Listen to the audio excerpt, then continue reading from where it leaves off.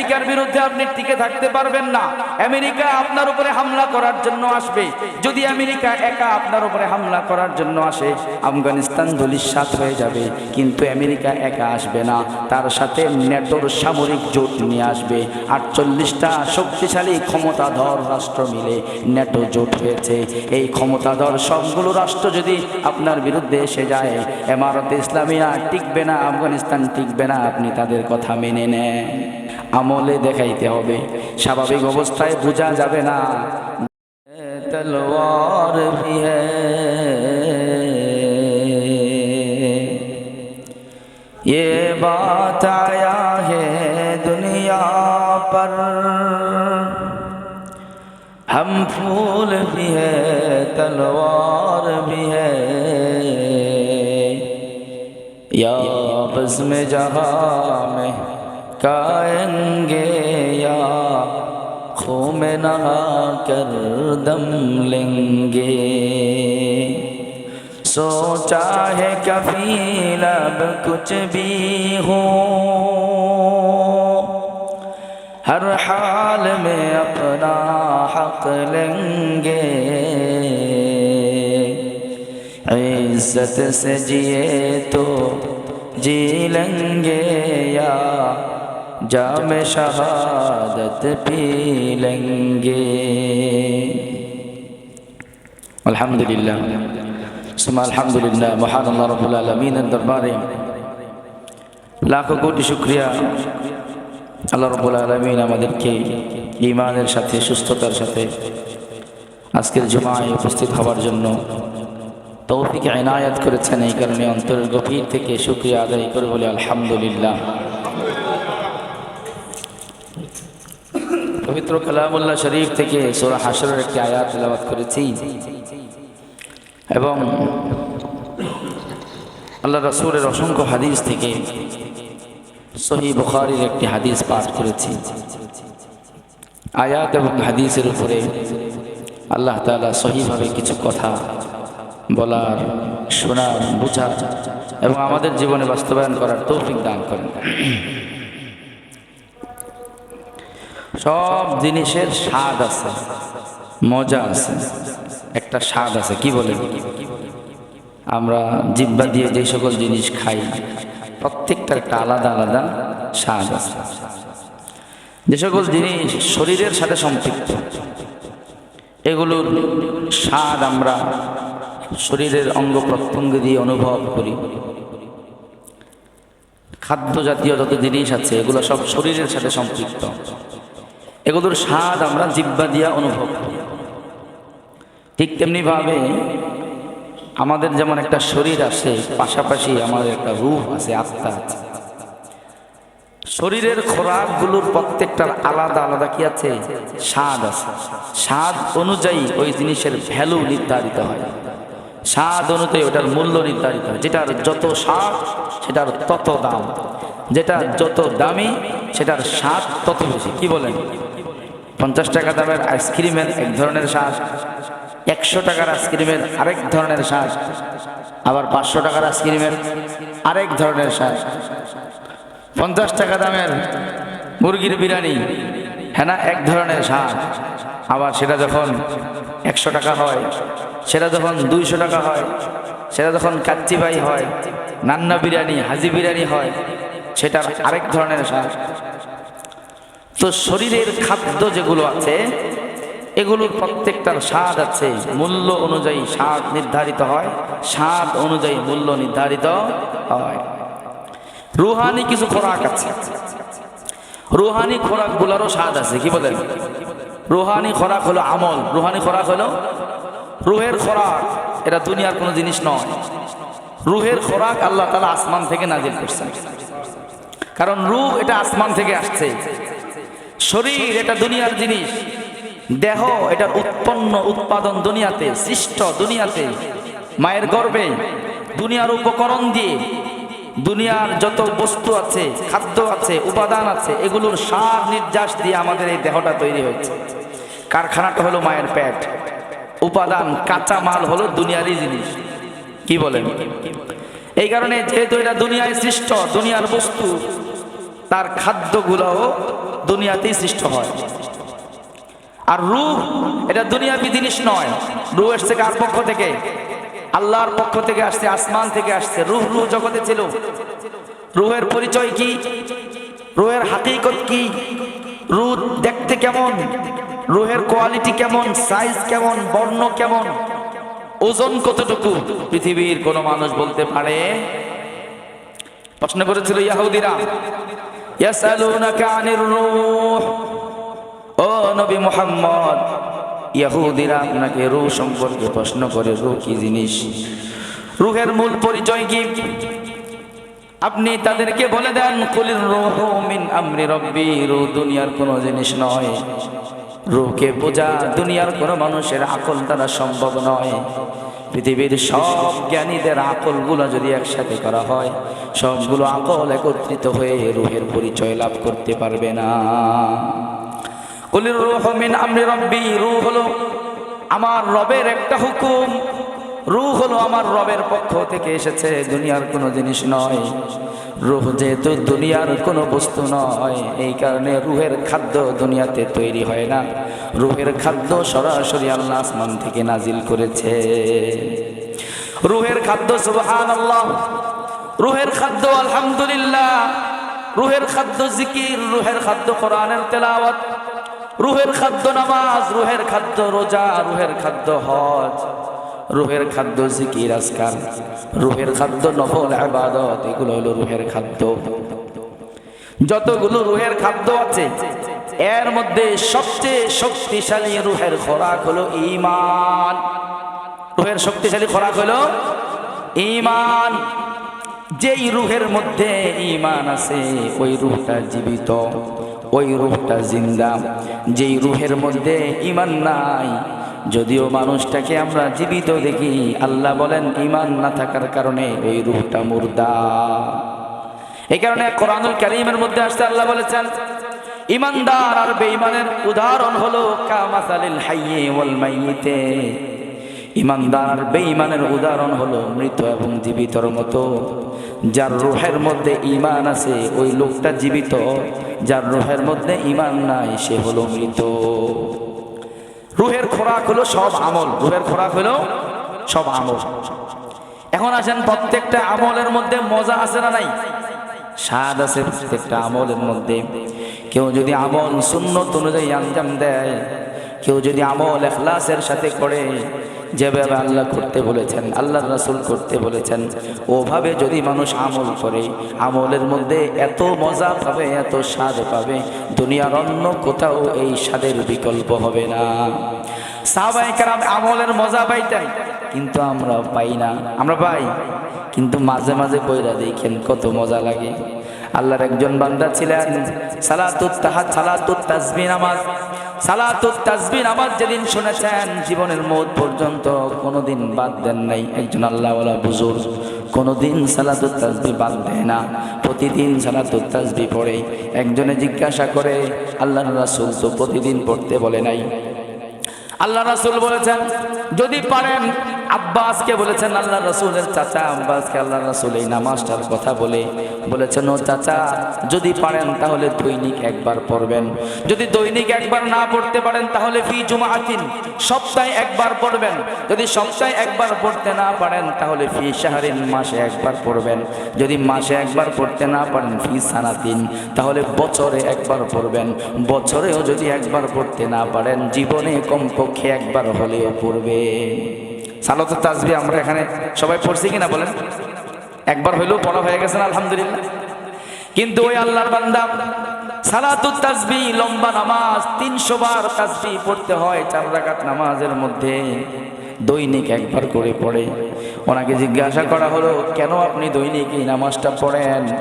উনি বলেন, সালাতুত তাসবিহতে আমি যখন দাঁড়াই, সেজদায় যখন যাই, যখন সেজদায় পড়ে থাকি, আমার মনে হয় আমার আল্লাহ আমার মাথার উপরে আদরের হাত বুলাইয়া দিতেছে। আমার মনে হয় আল্লাহ আমার উপরে মহব্বতের হাত বুলাইয়া দেয়, আদরের হাত বুলাইয়া দেয়। এই ভালোবাসা পাওয়ার জন্য দৈনিক আমি সালাতুত তাসবিহের মধ্যে দাঁড়াই। আমলের মধ্যে স্বাদ আছে, মজা আছে। আল্লাহর নাম জপার মধ্যে মজা আছে, জিকিরের মধ্যে মজা আছে। ওই মজা যদি কেউ পেয়ে যায়, স্বাদ যদি পেয়ে যায়, দুনিয়ার কোনো মজা তার কাছে ভালো লাগবে না। সব কিছুর মধ্যে মজা আছে, আমলের মধ্যে, কিন্তু সবচেয়ে বড় মজার জিনিস হলো ঈমান। কারণ সব আমলের আসল হলো ঈমান। ঈমান যদি না থাকে আমলের কোনো মূল্য নাই। সব আমলের গোড়া হলো ঈমান। ঈমান ছাড়া কোনো আমলের দাম নাই। ঈমান ছাড়া নামাজের ভ্যালু নাই। ঈমান ছাড়া যাকাতের ভ্যালু নাই, রোজার ভ্যালু নাই, হজের ভ্যালু নাই। ঈমান হলো সব কিছুর আসল। সব আমলের মধ্যে যদি এত মজা থাকে, নামাজের মধ্যে যদি এত মজা থাকে, তাহলে সবচেয়ে বড় মজা কিসের মধ্যে থাকবে? সবচেয়ে বড় মজা কিসের মধ্যে থাকবে? ঈমান। আমরা সবাই ঈমানদার না বলেন? আমরা শুনতেছি, বাস্তবতা তো ওনার সাথে হয়েছিল।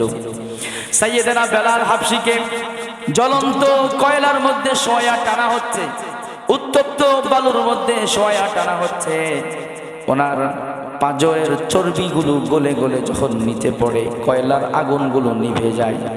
আবার কয়লা উত্তাপ করা হয়, আবার গরম দেওয়া হয়, আবার শোয়ানো হয়। পুরো মাজাটার চর্বি সব গলে শেষ হয়ে যায়, শুধু হাড্ডি বাকি আছে। এই অবস্থায় মানুষের মুখ থেকে চিৎকার আসার কথা, কান্নাকাটি আসার কথা, আমাকে ছেড়ে দাও, আমাকে মাফ করে দাও, এই কথা আসার কথা। কিন্তু সাইয়েদেনা বেলাল হাবশি এত ভয়ঙ্কর নির্যাতন, একবারও তাদের কাছে মাফ চায় না। আসমানের দিকে তাকায় তাকায় হাসে আর বলে, আহাদ আহাদ, আয় আল্লাহ তুমি এক, তুমি এক। যত তাকে নির্যাতন করা হয় তত তিনি বলেন আহাদ আহাদ। যত তিনি এক আল্লাহর স্বীকারোক্তি দেন তত তার উপরে নির্যাতন বাড়ানো হয়। কিন্তু নির্যাতন থেকে বাঁচার জন্য আহাদ আহাদ বলা একবারও বন্ধ করে না। আয় আল্লাহ তুমি এক, তুমি এক। আসমানের দিকে তাকায় হাসে। বেলাল হাবশিকে জিজ্ঞাসা করা হলো, এত বড় নির্যাতন শুধু আহাদ শব্দ বলার কারণে, আল্লাহ এক বলার কারণে তোমার উপরে এত নির্যাতন, এটা বন্ধ করো না কেন? বেলাল বলে, আমি যখন আসমানের দিকে তাকাইয়া আহাদ শব্দ উচ্চারণ করি, আহাদের মধ্যে আল্লাহ এত মজা দিয়ে দেন, এত স্বাদ দিয়ে দেন, ঈমানের এত মজা আল্লাহ আমার মধ্যে ঢেলে দেন। ওই মজা শুধু জিহ্বার মধ্যে থাকে না, মাথা থেকে পা পর্যন্ত পুরাটা শরীর আহাদের স্বাদ দ্বারা পরিপূর্ণ হয়ে যায়, আহাদের মজা দ্বারা পরিপূর্ণ হয়ে যায়। এটা হলো ঈমানের স্বাদ, এটা হলো ঈমানের স্বাদ। আল্লাহ আমাদেরকেও দান করে ঈমানের মজা, আল্লাহ আমাদেরকেও দান করে। আরে সব স্বাদের স্রষ্টা কে? আল্লাহ। সব মজার স্রষ্টা কে বলেন? আল্লাহ। আল্লাহ রাব্বুল আলামিনের কাছে মজার খাজানা, আল্লাহর কাছে স্বাদের খাজানা, আল্লাহর কাছে অনন্ত অসীম স্বাদ আল্লাহ রেখে দিয়েছেন। ঈমানের সম্পর্ক হলো আল্লাহর সাথে, ঈমানের সম্পর্ক হলো আল্লাহর সাথে, ঈমান হলো আল্লাহর সাথে বান্দার রিলেশন। সুতরাং কারো অন্তরের মধ্যে যদি বাস্তব ঈমান এসে যায়, আল্লাহ তার অন্তরটাকে এমন স্বাদ দ্বারা ভরে দিবেন, এই স্বাদের কথা দুনিয়ার কোনো মানুষ কল্পনাও করতে পারে না। ঈমানের একটা মজা আছে।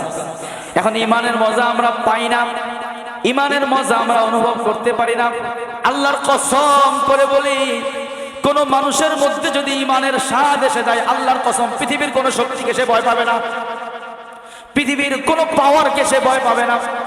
পৃথিবীর আমেরিকা, রাশিয়া, চীন, জাপান, ভারত, হিন্দুস্তান কোনো কিছু তার কাছে কোনো পাত্তা রাখবে না। সাহাবায়ে কেরামের কাছে এগুলার কোনো পাত্তা ছিল না। রোম পারস্য এত বড় ক্ষমতা সম্পন্ন, কিন্তু সাহাবায়ে কেরাম তাদেরকে মাছির সমানও মনে করতেন না। কিসের কারণে? ঈমানের কারণে। ঈমানের স্বাদ ছিল ভিতরে, পুরো কলজাটা ঈমানের স্বাদ দিয়ে ভরা ছিল। এখন আমরা দেখেন, সামান্য কিছু হলেই প্রভাবিত হয়ে যায়। একজন এমপির ভয়, একজন মন্ত্রীর ভয়, চেয়ারম্যানের ভয়, মেম্বারের ভয়, প্রাইম মিনিস্টারের ভয়, টাকাওয়ালার ভয়, বাড়িওয়ালার ভয়, এলাকার প্রভাবশালী ব্যক্তিটার ভয়, পুলিশের ভয়, সেনাবাহিনীর ভয়, নৌবাহিনীর ভয়, অমুকের ভয়, তমুকের ভয়, সবার ভয় দ্বারা অন্তর ভরা, আতঙ্ক দ্বারা ভরা, সবাইকে নিয়ে টেনশন। কিন্তু সাহাবায়ে কেরাম এমন মানুষ ছিলেন, দুনিয়াতে কারো ভয় তাদেরকে স্পর্শ করতে পারেন নাই, একমাত্র আল্লাহকে ভয় করতেন, পৃথিবীর কাউকে গণতেন না। আমি আপনাদেরকে একটু ছোট্ট করে বলি, মাঝে মাঝে মহব্বত নিয়া একটু কিছুক্ষণ জিকির করবেন, আল্লাহ আল্লাহ আল্লাহ, আর কল্পনা করবেন আল্লাহ আমাকে দেখতেছে, আমার এই জিকির আল্লাহ শুনতেছেন। কিছুক্ষণ জিকির করবেন, একদম আল্লাহর দিকে জেহান ঘুরায়া। আল্লাহর কসম করে বললাম, মনে হবে পুরো পৃথিবী আপনার পায়ের নিচে এসে গেছে, মনে হবে পুরো পৃথিবীর সবচেয়ে পাওয়ারফুল এনার্জিবল ব্যক্তি আমি। পৃথিবীর কোনো কিছুকে কিছুই মনে হবে না, কারণ সব পাওয়ারের সর্বোচ্চ পাওয়ার কার হাতে? আল্লাহর হাতে। আজকে কারিমিয়া মাদ্রাসায় যে জুমা মসজিদে, মানে তালেবানের একজন গুরুত্বপূর্ণ ব্যক্তি আসছে, শীর্ষস্থানীয় একজন নেতা আসছেন। আলহামদুলিল্লাহ আমাদের সাথে সাক্ষাৎ হয়েছে, ওই এয়ারপোর্টে ওনাকে রিসিভ করার জন্য গিয়েছিলাম। তো ওখানে আজীব লাগছে, এক দৃশ্য দেখেছি, পুরো দৃশ্যের বিবরণ আমি বলবো। তো ওনাদের আল্লাহ তাআলা এমন কলবের মধ্যে ইমানের পাওয়ার এত বেশি দিয়েছেন পৃথিবীর। আচ্ছা, আমেরিকাকে আমরা অনেক গণি না, আসলে তো গণার জিনিসই, কি বলে? কারণ আমেরিকার হাতে এত অ্যাটমিক পাওয়ার আছে, এই পর্যন্ত পৃথিবীর কোনো দেশ তার সাথে টক্কর লাগায় পারে নাই। অ্যাটমিক পাওয়ার এমন আছে, সে পুরো পৃথিবীকে কয়েকবার ধ্বংস করতে পারে। অনেক শক্তি তার। ওই দেশে বসে থাকবে, এখান থেকে তার যদি কোনো দুশ্মন হয় ওখানে গিয়ে তাকে মাইরা শেষ করে আসতে পারবে, তাই না? পুরো পৃথিবীর কন্ট্রোলিং তার হাতে, নেটওয়ার্কিং সিস্টেম সে কন্ট্রোল করে। আমাদের মোবাইলগুলো, আমাদের নেট ইত্যাদি সবকিছু দিয়ে তারা আমাদেরকে কন্ট্রোল করে, এত পাওয়ার তাদের। কিন্তু এই মানুষগুলো আমেরিকাকে মশা মাছির সমানও মনে করে না, আমেরিকাকে মশা মাছির সমানও মনে করে না। তালেবানের এই মানুষগুলি কেন মনে করে না জানেন? তাদের একমাত্র পাওয়ার হলো ঈমান। একমাত্র পাওয়ার কি? ঈমান। মোল্লা ওমর রহমতুল্লাহি আলাইহি, উনি যখন আমেরিকার কিছু এজেন্ডা ওনাকে দেওয়া হলো যে আমেরিকার এই প্রজেক্টগুলো তারা আপনার দেশে বাস্তবায়ন করতে চায়, মেনে নেন।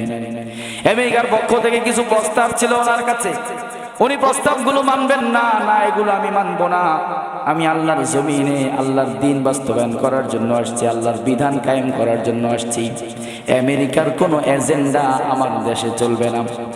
ইমানদার মানুষ ছিলেন। এরপরে আফগানিস্তানের একজন মেহমান ছিলেন, একজন মদিনার মেহমান আফগানিস্তানে ছিলেন। আমেরিকা বলে তাকে আমাদের হাতে তুলে দাও, তাহলে তোমাদেরকে কিছু বলবো না, আর না দিলে তোমাদের উপরে হামলা করব। মোল্লা ওমর বললেন, সে আমাদের মেহমান, সে মুসলমান ইমানদার, তাকে আমরা কাফেরদের হাতে তুলে দিতে পারি না। একটা হাদিসের মধ্যে আসছে, আল মুসলিমু আখুল মুসলিম লা ইউসলিমুহু ওয়া লা ইয়াখযুলু। একজন মুসলমান আরেক মুসলমানের ভাই, এক মুসলমান আরেক মুসলমানকে কোনো কাফেরের হাতে তুলে দিতে পারে না। একজন মুসলমান আরেকজন মুসলমানকে কখনো মাজলুম অবস্থায় ছেড়ে দিতে পারে না, এটা হাদিসের নির্দেশ। মুসলমান অন্য মুসলমানকে কাফেরের হাতে তুলে দিতে পারে না। মোল্লা ওমর বলেন, হাদিসের মধ্যে বলা হয়েছে একজন মুসলমান আরেকজন মুসলমানকে কাফেরের হাতে তুলে দিতে পারে না। তোমরা আল্লাহর ঘরের মেহমানকে তুলে দিতে বলতেছো, আমরা দেব না।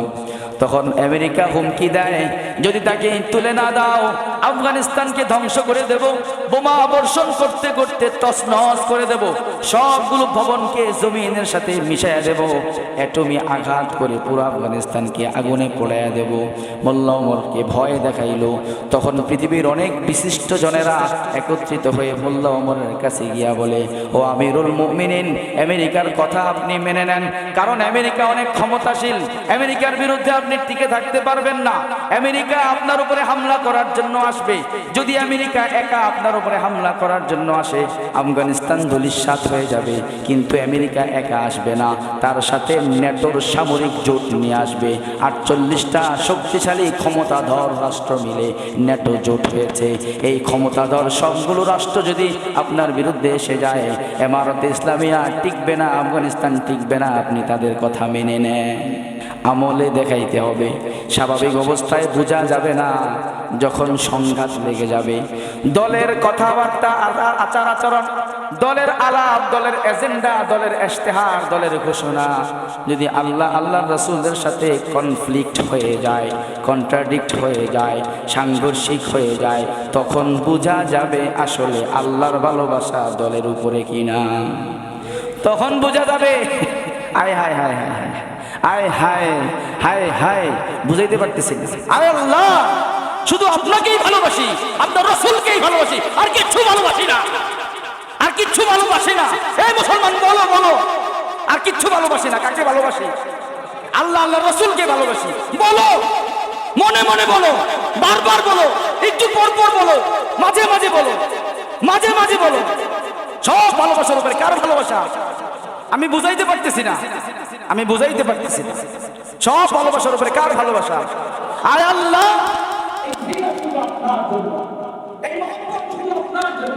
আপনার হাবিবের জন্য, আপনার হাবিবের আপনার উপরে কার ইস্তেগফার? কার ইস্তেগফার? কার ইস্তেগফার? আইয়াকুল্লাহু ওয়া রাসূলুহু আহাব্বা ইলাইহি মিম্মা সাওয়াহুমা। আল্লাহ এবং আল্লাহর রাসূল সব কিছুর ঊর্ধ্বে হয়ে যাওয়া, সব কিছুর উপরে চলে যাওয়া এক নাম্বার শর্ত ঈমানের স্বাদ পাওয়ার জন্য। কি পাওয়ার জন্য? ঈমানের স্বাদ পাওয়ার জন্য। ঘটনা মনে পড়ে গেছে, 3টা পয়েন্ট বলতে পারবো কিনা জানি না। সাদ ইবনে আবি ওয়াক্কাস রাদিয়াল্লাহু তাআলা। আয় হায় ভাইরা আমার, আমি কাউকে লাইক করি, কাউকে পছন্দ করি, কিন্তু তার কোন একটা কথা ঈমানের বিরুদ্ধে চলে গেছে, ইসলামের বিরুদ্ধে চলে গেছে। হুজুররা ধরায়া দিছে, এরপরে হুজুরের বিরোধিতা শুরু হয়ে গেছে। বোঝা গেল আল্লাহর ভালোবাসা কোন জায়গায় আছে। এই বুঝেন আল্লাহর ভালোবাসা কোন জায়গায় আছে? বুঝেন বুঝেন। যাইতে হবে সবাই আল্লাহর কাছে। কার কাছে যাইতে হবে? আল্লাহর কাছে যাইতে হবে। দুনিয়ার রিলেশনগুলো এখানেই থেকে যাবে, দুনিয়ার মহব্বতগুলো, সম্পর্কগুলো এখানেই থেকে যাবে। দুনিয়াতে চলতে একটা রিলেশন লাগে, চলাফেরা লাগে, কিন্তু সেটা যতটুকু হায়াত ততটুকুর মধ্যেই শেষ। ওই মহব্বতটা থাকবে স্থায়ী। এগুলো হাকিকত যখন কনফ্লিক্ট হয়, যখন সাংঘর্ষিক হয়, তখন বুঝে আসে। এর আগে বুঝে আসে না। এর আগে তো সব সমান তালে চলতে থাকে, সবাই একসাথে চলতে থাকে। ইমানদার মুনাফিক বেঈমান এক কাতারে চলতে থাকে। যখন এই পরিস্থিতি তৈরি হয়, তখন বোঝা যায় আসলে ইমানদার কারা প্রকৃত আল্লাহকে মহব্বত করে। সাদ ইবনে আবি ওয়াক্কাস রাদিয়াল্লাহু তাআলা ইমানদার হয়ে গেলেন, কালিমা পড়ে ফেললেন, নবী মুহাম্মদের হাতে হাত দিয়ে মুসলমান হয়ে গেলেন। মা অনেক বড় ব্রাহ্মণের মেয়ে, মা যখন শোনে সাদ মুসলমান হয়ে গেছে, মা ভেটো দিলেন, সাদ তুমি শুনলাম মুহাম্মদের ধর্ম গ্রহণ করেছ, মুহাম্মদের কালিমা পড়েছ। সাদ তোমার বাবা, তোমার দাদা, তোমার পূর্বপুরুষরা যেই ধর্মের উপরে দুনিয়া থেকে বিদায় হয়েছে, ওই ধর্মে তুমি চুন কালি মেখো না, ওই ধর্মে কালিমা লেপন করো না। তুমি মুহাম্মদকে ছেড়ে দাও, তুমি মুহাম্মদের সঙ্গ ছেড়ে দাও, কালিমা ছেড়ে দাও। মা অনেকবার বুঝাচ্ছেন। সাদ রাদিয়াল্লাহু তাআলা মায়ের একমাত্র সন্তান, মাকে অনেক ভালোবাসেন, অনেক মহব্বত করেন। মা ছাড়া একটা রাত্র কোনোদিন কাটান নাই, মা ছাড়া একবেলা খাবার কোথাও খান নাই। মাকে না দেখে থাকতে পারতেন না, কিন্তু মা ঈমানের বিরুদ্ধে অবস্থান নিয়ে ফেলেছে। মুহাম্মদকে ছেড়ে দাও, কালিমা ছেড়ে দাও। সাদ বলে, মা তোমাকে আমি অনেক মহব্বত করি, অনেক ভালোবাসি, কিন্তু ঈমানের বিরুদ্ধে দাঁড়াইও না। এই জায়গায় আমি তোমার কথা শুনতে পারবো না, মানতে পারবো না। তোমার ভালোবাসার কারণে মুহাম্মদকে আমি ছাড়তে পারবো না। অনেকদিন বোঝানোর পরে সাদ রাদিয়াল্লাহু তাআলা আনহু যখন ফিরে আসতেছেন না, মা এবার সাদকে হুমকি দেয়, বাবা সাদ তুমি যদি মুহাম্মদকে না ছাড়ো, কালিমা না ছাড়ো, আমি মা খানা দানা বন্ধ করে দিলাম, খানাও খাবো না, পানিও গ্রহণ করব না। এই অবস্থায় দুনিয়া থেকে বিদায় হয়ে যাব। হয় তুমি মুহাম্মদকে ছাড়বা, অন্যথায় আমাকে বাঁচায় রাখবা। এবার সাদ বলে, মা পাগলামি করো না, মুহাম্মদকে আমি ছাড়তে পারবো না, কালিমা ছাড়তে পারবো না, পাগলামি করো না, খাওয়া দাওয়া শুরু করে দাও। মা বলে, না, যতক্ষণ তুমি মুহাম্মদকে প্রত্যাখ্যান না করেছো, আমি খানা দানা শুরু করবো না। একদিন পার হয়ে যায়, বৃদ্ধা মা একদিন না খেয়ে থাকার কারণে দুর্বল হয়ে যায়। সাদ রাদিয়াল্লাহু তাআলা সকালে বুঝান, দুপুরে বুঝান, বিকালে বুঝান, রাতে বুঝান, মা খাদ্য গ্রহণ করে না, পানীয় মুখে নেয় না। একদিন চলে যায়, দ্বিতীয় দিন যখন আসে, দ্বিতীয় দিন বুঝায়, দ্বিতীয় দিনও চলে যায়। 2 দিন খানা পিনা ছাড়া থাকার কারণে বিকাল বেলা মায়ের শরীরটা বিছানায় পড়ে যায়। ইতিহাসের কিতাবের মধ্যে লেখা হয়, পেট আর পিঠের চামড়া একসাথে লেগে যায়, প্রাণ ওষ্ঠাগত, জান বের হয়ে যাবে অবস্থা। এই অবস্থায় দ্বিতীয় দিন যখন পার হলো, তৃতীয় দিন যখন এসে যায়, এবার প্রায় নিশ্চিত অবস্থা, যদি আর খাদ্য গ্রহণ না করে বৃদ্ধা মহিলাটা ছটফট করে দুনিয়া থেকে বিদায় হয়ে যাবে। এবার মা শেষ মুহূর্তে সাদকে বলে, বাবা সাদ আর শেষ অল্প সময় বাকি আছে। তুমি হয়তো আমি মাকে বাঁচায় রাখবা, অথবা আমাকে এই অবস্থায় দুনিয়া থেকে বিদায় হতে দিবা। মুহাম্মদকে ছেড়ে দাও, এখনই আমি খাদ্য গ্রহণ করব। ও বাবা সাদ, শেষ মুহূর্তের কথা শুনে নাও, যদি তুমি কালিমা না ছাড়ো, মুহাম্মদ না ছাড়ো, এই অবস্থায় আমি দুনিয়া থেকে শেষ হয়ে যাব। আমি শেষ হয়ে যাওয়ার পরে তোমার উপরে দুই ধরনের মুসিবত নেমে আসবে। একটা মুসিবত হলো, আমি মা তোমার কারণে যখন মারা যাব, তোমার ভিতর থেকে বিবেকের দংশন শুরু হবে, বিবেকের কামড়ানো শুরু হবে। বিবেকের দংশনে ভিতরের আগুনে তুমি জ্বলতে থাকবা, পড়তে থাকবা। আরেকটা হলো, মক্কার সব কাফেররা তোমাকে থুতু দিয়ে বলবে, বেটা কালিমার কারণে মাকে হারাইছ, মা বড় না মুহাম্মদ বড়, সবাই তোমাকে থুতু দিবে। দুই ধরনের নির্যাতনার মুসিবত নিয়ে দুনিয়াটা তোমার অন্ধকার হয়ে যাবে। এখনো সময় আছে, সাদ কালিমা ছেড়ে দাও, মুহাম্মদ ছেড়ে দাও। সাদ রাদিয়াল্লাহু তাআলা আনহু এবার ইমানদারের আসল কথাটা শোনায় দিলেন। সাদ বলে, আর দেরি করার দরকার নাই, আসল কথাটা মাকে শোনায় দেয়। মা মনে করছে কুফুরের উপরে মা বেশি অটল, কিন্তু ইমানদার ইমানের উপরে কত বেশি অটল, মাকে শোনায় দেওয়া দরকার। সাদ রাদিয়াল্লাহু তাআলা এবার মাকে জবাব দেয়। এমন একটা বাক্য বলেছেন, ইতিহাসের কিতাবের মধ্যে বাক্যটা লেখা, এমন বাক্য যেটা স্বর্ণের অক্ষরে লিখে রাখার মতো, প্রত্যেক ইমানদার তাদের কলিজার মধ্যে লিখে রাখার মতো একটা কথা। সাদ রাদিয়াল্লাহু তাআলা আনহু বলেন, ইয়া উম্মাহ ইন্নী আলা শাদীদি হুব্বি লাকি লা আশাদ্দু হুব্বান লিল্লাহি ওয়া রাসূলি। ও মা, তুমি জানো আমি তোমাকে অনেক ভালোবাসি, মহব্বত করি। ও মা, দুনিয়াতে তোমার মতো ভালোবাসা আমি আর কাউকে দেই নাই। কিন্তু মা শুনে রাখো, তুমি মা, তোমার চাইতে আল্লাহ এবং তার রাসূলের ভালোবাসা আমার কাছে 1000 কোটি গুণ বেশি। তোমাকে আমি ভালোবাসি, মহব্বত করি, কোনো সন্দেহ নাই। সন্তানকে মহব্বত করি, কোনো সন্দেহ নাই। দল মহব্বত করি, নেতা মহব্বত করি, দেশ মহব্বত করি, কোনো সন্দেহ নাই। কিন্তু সেই মহব্বত যদি নবী মুহাম্মদের সাথে, আল্লাহর সাথে সাংঘর্ষিক হয়ে যায়, দেশের চাইতে আল্লাহর ভালোবাসা লক্ষ কোটি গুণ বেশি। ঠিক কিনা? এই জোরে বলো, ঠিক কিনা? এই দেশের ভালোবাসার থেকে আল্লাহর ভালোবাসা 1000 কোটি গুণ বেশি। তাহলে ঈমানদার, তাহলে ঈমানদার, তাহলে ঈমানদার, তাহলে ঈমানদার, তাহলে ঈমানদার। এই মা, তোমাকে মহব্বত করি, তোমার চাইতে মুহাম্মদ এবং আল্লাহর ভালোবাসা 1000 কোটি গুণ বেশি। ও মা, তুমি বলেছো মুহাম্মদ থেকে ছুটানোর জন্য, কালিমা ছুটানোর জন্য তুমি তোমার একটা জীবন ধ্বংস করে ফেলবা, তোমার জীবনটাকে শেষ করে দিবা। ও মা, শুনে রাখো, ও আমার ভাইরা, যাদের ভিতরে মা বাবার এবং স্ত্রী সন্তানের অনেক মহব্বত, তোমাদের চাইতে সাদের ভালোবাসা বেশি ছিল। আরবের মানুষের মহব্বতের পরিমাণ আরো অনেক বেশি। সাদ বলে, মা তুমি বলেছো আমাকে মুহাম্মদ থেকে আলাদা করার জন্য তোমার জীবনটা ধ্বংস করে দিবা। ও মা, ইন্নাল্লাহ তাআলা ক্বাদ আতাকে নাফসান ওয়াহিদা, আল্লাহ তাআলা তোমাকে একটা জীবন দিয়েছেন, একটা রূহ দিয়েছেন। একজন মানুষকে একের বেশি জান দেওয়া হয় নাই। তুমি একটা জীবন ধ্বংস করবা বলে আমাকে হুমকি দিয়েছ। লাউ কানাত লাকি মিয়াতু নাফসিন, আমি বলি মা শোনো, আল্লাহ যদি তোমাকে একটা জীবন না দিয়ে 100টা জীবন দিত, তোমার দেহের ভিতরে যদি 100টা রূহ থাকতো, আর আমি সাদকে মুহাম্মদ থেকে আলাদা করার জন্য, কালিমা থেকে আলাদা করার জন্য যদি তুমি একটা একটা একটা একটা করে জীবনগুলো দিয়ে ফেলতে, 1টা 2টা 3টা 5টা 10টা 20টা করে, আমি সাদ তোমার প্রিয় সন্তানের চোখের সামনে তোমার 100টা জীবন ধ্বংস হয়ে যেত। ছটফট করতে করতে তুমি 100 বার মারা যাইতা, আমি সাদ 100 বার তোমার মৃত্যু দেখতাম, কিন্তু এক মুহূর্তের জন্য মুহাম্মদকে ছাড়তাম না। এটা হলো ঈমান, এটা হলো ঈমান। 100 বার হাতছাড়া হয়ে যাক, 100 বার ধ্বংস হয়ে যাক, দেশ ছুটে যাক, দল ছুটে যাক, মা বাবা ছুটে যাক, পরিবার ছুটে যাক, সমাজ ছুটে যাক, বন্ধু বান্ধব ছুটে যাক, গ্যাং ছুটে যাক, বন্ধু সার্কেল ছুটে যাক, সব ছুটে যাক, ভার্সিটি ছুটে যাক, শিক্ষাঙ্গন ছুটে যাক, প্রতিষ্ঠান ছুটে যাক, ব্যবসা ছুটে যাক, সব ছুটে যাক, কিন্তু আল্লাহ যেন না ছোটে। কে যেন না ছোটে? আল্লাহ যেন না ছুটে।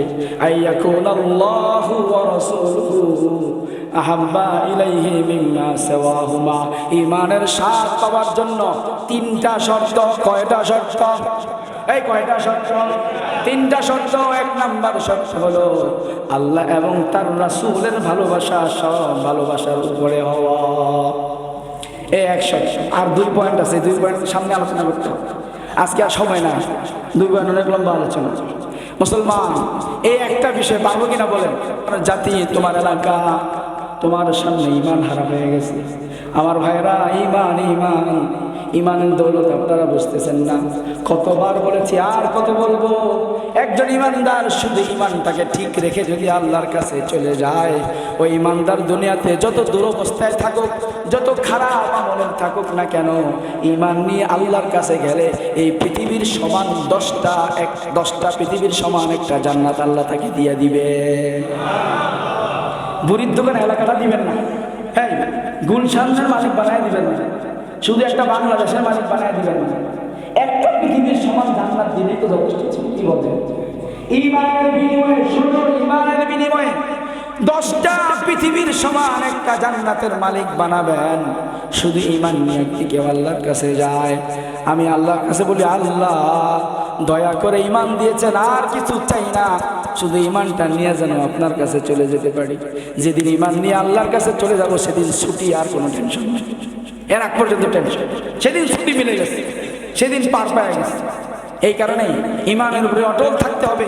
আল্লাহ এবং আল্লাহ রাসূলের মহব্বত সবার উপরে জায়গা দিতে হবে। যদি কখনো আমার সামনে আসে যে এটা আল্লাহর হুকুম, এটা আল্লাহ রাসূলের তরিকা, আর এটা আল্লাহর হুকুমের বিরোধী, এটা আল্লাহ রাসূলের বিরোধী, এই কথা ইসলামের বিরোধী, ঈমানের বিরোধী, সঙ্গে সঙ্গে ঝাড়ু পেটা করবো, পায়ের দলে দেবো, সঙ্গে সঙ্গে সেটাকে লাথি মারবো, পিছনে ফেলে দেবো। সবার আগে আল্লাহর হুকুম, আল্লাহর রাসূলের বিধান, সব কিছুর আগে আমার আল্লাহ। ঠিক কি? আল্লাহ তৌফিক দান, আল্লাহ তৌফিক দান। যে 3টা পয়েন্টের কথা বলেছি, একটা বলবো, আর বাকি 2টা পরে বলবো। আল্লাহ তাআলা আমাদের এই কথাগুলোর পরে সবাইকে শতবার তৌফিক দান করে। আজকে আমি তো ভাবছি আমার এখানে মুসল্লি হবে না, 2-3 কাতার নিয়ে পড়বো, বাকি সবাই ওখানে যাবেন। আফগানিস্তানের মেহমান আসছে, অনেক বড় মেহমান, আমাদের মহব্বতের জায়গা। যাই হোক, উনি ওখানে জুমা পড়াচ্ছেন সম্ভবত। এরপরে উনি এসার করে বয়ান করবেন, বড় বড় ওলামায়ে কেরাম আসবে, বয়ান করবেন, আপনারা সবাই থাকবেন ইনশাআল্লাহ। কি বলেন? একজন তালেবানের নেতাকে দেখায়, সৌভাগ্যের বিষয় না? কি করেন? দুনিয়ার মানুষ অভিনেতাদেরকে দেখার জন্য লাখ লাখ মানুষ ভিড় করে। একজন অভিনেতার চেহারার দিকে তাকাইলে কয়টা নেকি হয়? এই বলেন না? হ্যাঁ, একজন ফুটবলার আসে বাংলাদেশে, হ্যাঁ, কয়টা ভালো ফুটবলে লাথি মারতে পারে? হ্যাঁ, একটা ফুটবলে ভালো স্টাইলে লাথি মেরে গোলের মধ্যে ঢুকাইতে পারে, এতে কয়টা নেকি হয়? অনেক যুবকরা খেপবে আমার উপরে যে এতক্ষণ তো ভালো কথাই কইছে, এখন কি কয়? কিছু মনে করেন না আপনারা। দুনিয়ার মানুষ কিছু না কিছু কিছু শুনতেছে। একজনে কাঠ দিয়া পিড়াইয়া অনেক দূরে নিতে পারে। এটার দ্বারা দেশের, জাতির, সমাজের, আমার আপনার কি উন্নয়ন হয় বলেন? একজন একটা জোরে 6 মারছে, জিততে গেছে দল, এতে বাংলাদেশের রাস্তাঘাট সব ঠিক হয়ে গেছে। হ্যাঁ, থাকে আলোচনা না করি, আর যুবকের বেশি খেপে দেবে আমার উপরে। খেপেন না ভাই, খেপেন না। আমাদের চিন্তাধারা ঈমান দিয়ে ঠিক করতে হবে। কি দিয়ে ঠিক করতে হবে? ঈমান দিয়ে ঠিক করতে হবে।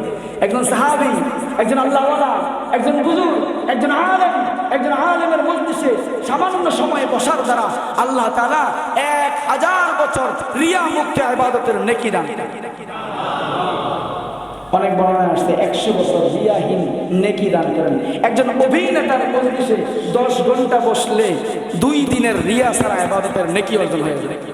কন্যা সুবহানাল্লাহ, কয় সুবহানাল্লাহ বলে।